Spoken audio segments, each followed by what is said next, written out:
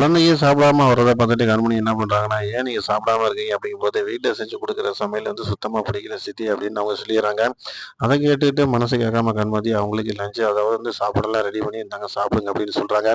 இது எல்லாமே வீட்ல இவங்க இருக்கிறவங்க பார்த்துட்டு என்ன பண்றாங்கன்னா, மிச்சம் இருக்க சாப்பாட சாப்பிடலாம்னு சொல்லிட்டு நைட்டு போய் ட்ரை பண்ணி பார்க்குறாங்க. சாப்பாடு எதுவுமே இல்ல. ஸோ அந்த இடத்துல வந்து கண்மணி வந்து என்ன சொல்றாங்கன்னா, "சாப்பாடு எதுவுமே கிடையாது. மிச்சத்த வந்து நான் வந்து வீட்டு வேலை பார்க்குறவங்களுக்கு குடுத்துட்டேன்.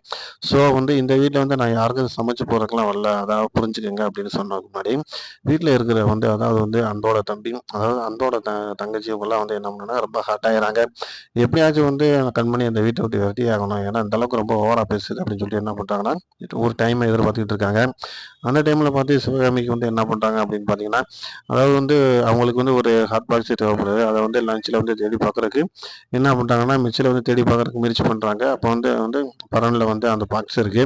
அத எடுக்கிறதுக்கு ஒரு ஏணி ட்ரை பண்ணலாம் அப்படிங்கும்போது, ஏணி நாங்க எடுத்துட்டு வரோம் அப்படின்னு சொல்லிட்டு இவங்க என்ன பண்றாங்கன்னு பார்த்தீங்கன்னா, ஏணியில உள்ள ஸ்க்ரூவ எல்லாத்தையுமே கழட்டி விட்டுறாங்க. கழட்டி விட்டதுக்கு பின்னாடி அப்படியே பட்டு மூடாம கொண்டு வந்து வைக்கிறாங்க. அது தெரியாம கண்மணி அதில மேல ஏறும்போதே கீழ விழுந்துர்றாங்க. ஸோ அவங்க கீழ விழுகும்போது இவங்க வீட்டுக்குள்ள இல்ல. அத பார்த்துட்டு சிவகாமி எந்திரிச்சு ஓடியாந்து, "கண்மணி உனக்கு என்னாச்சு?" அப்படின்னு சொல்லி கூப்பிட ஆரம்பிச்சுறாங்க. இது எல்லாமே நடக்குது.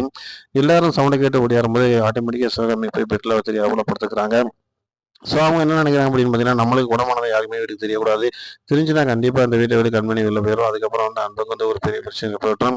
ஸோ இந்த டைம்ல வந்து கண்மணிய நம்ம காப்பாத்தி ஆகணும். அன்போட சேர்த்து வைக்கணும். இதுக்கு என்ன பண்ணலாம் பண்ணலாம் அப்படின்னு சொல்லிட்டு ஐடியா பண்றாங்க. ஸோ அவங்க வந்து என்ன பண்றாங்கன்னா, அவங்களோட வீட்டார்களுக்கு ஃபோன் போட்டு அங்க அவங்க அம்மாவுக்கு தகவல் சொல்றாங்க. அவங்க வந்து ஸ்பாட்டுக்கு வந்துர்றாங்க. வந்ததுக்கு முன்னாடியே எல்லா பிளானையும் வந்து சிவகாமி தான் பண்றாங்க. அந்த பிளான் வந்து யாருக்குமே தெரியாத அளவுக்கு அவங்க சொல்றது வந்து அவங்க வீட்டு ஆளுங்க அதாவது அவங்க அம்மாவா இருக்கட்டும், அவங்க தாய் மாமனா இருக்கட்டும் எல்லாமே வந்து ஒரு நல்ல வந்து ஒரு இத வந்து பண்றதுக்கு கேம் பண்றதுக்கு வந்திருக்காங்க. இதுல ரொம்ப சக்சஸ்ஃபுல் ஆகுதா? கண்மணி, அன்பையும் சேர்த்து வைக்கிறாங்களா? இல்லையா? அப்படிங்கிற நம்ம தொடர்ந்து பார்க்கலாம். தொடர்ந்து நம்ம சேனல பாருங்க. லைக் பண்ணுங்க, ஷேர் பண்ணுங்க, சப்போர்ட் பண்ணுங்க.